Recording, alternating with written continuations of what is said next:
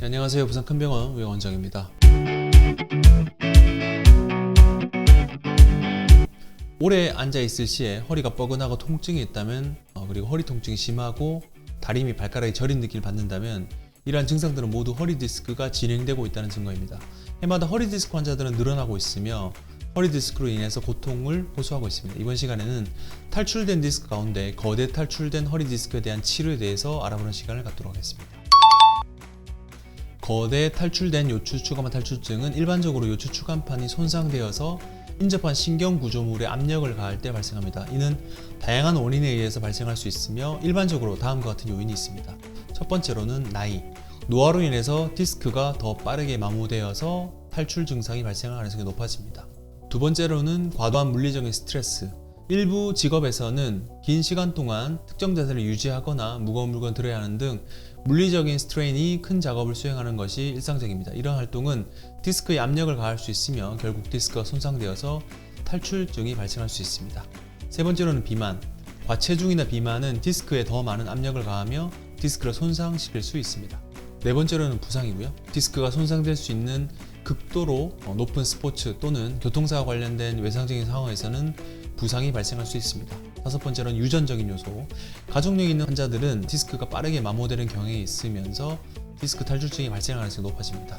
이런 원인 중 하나 이상이 디스크 손상을 초래하면 디스크의 내부 물질이 디스크의 겉면을 뚫고 나와서 인접한 신경 구조물을 압박하게 됩니다. 이로 인해서 통증, 근육 약화, 저림증, 쥐어짬, 그리고 염증 및 신경 손상 등의 증상이 나타날 수 있습니다.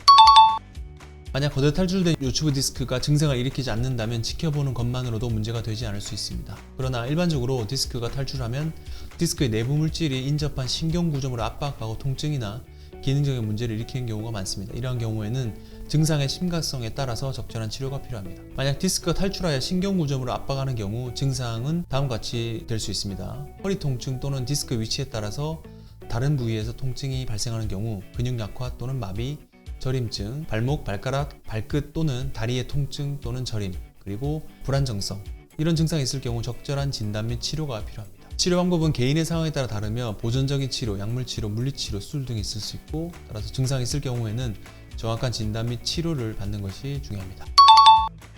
거대 탈출된 요추브 디스크를 수술하는 것은 복잡하고 어려운 절차일 수 있습니다. 수술 시에 고려해야 할 사항은 몇 가지가 있습니다.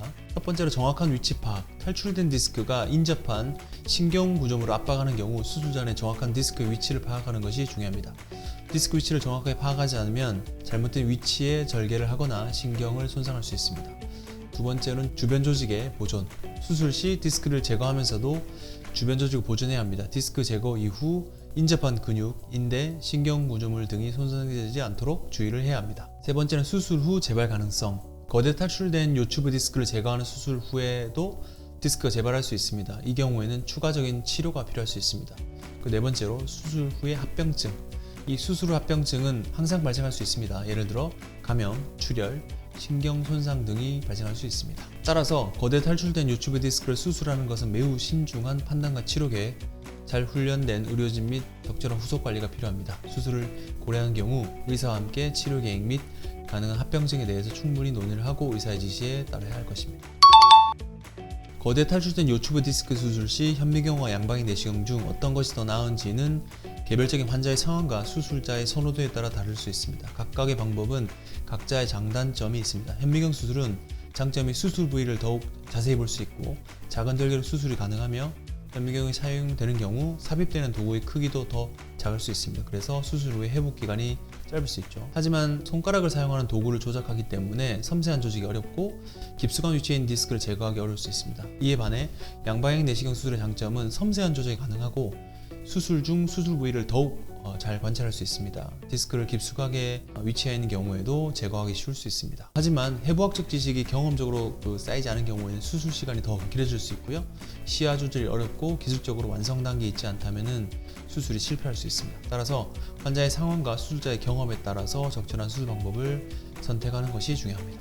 수술 전에 수술자와 충분히 상담을 통해서 환자가 이해할 수 있는 방식으로 각 수술 방법의 장단점과 가능한 합병증을 설명받아야 할 것입니다. 허리 디스크 수술, 환자도 힘들고 보호자도 힘들고 만약 재발한다면 의료진도 스트레스인 질환입니다. 허리 디스크는 평소 꾸준히 관리만 한다면 예방할 수 있으나 디스크가 터져서 문제를 일으키지 않도록 늘 관심을 가지는 것이 필요하겠습니다. 시청해주셔서 감사합니다.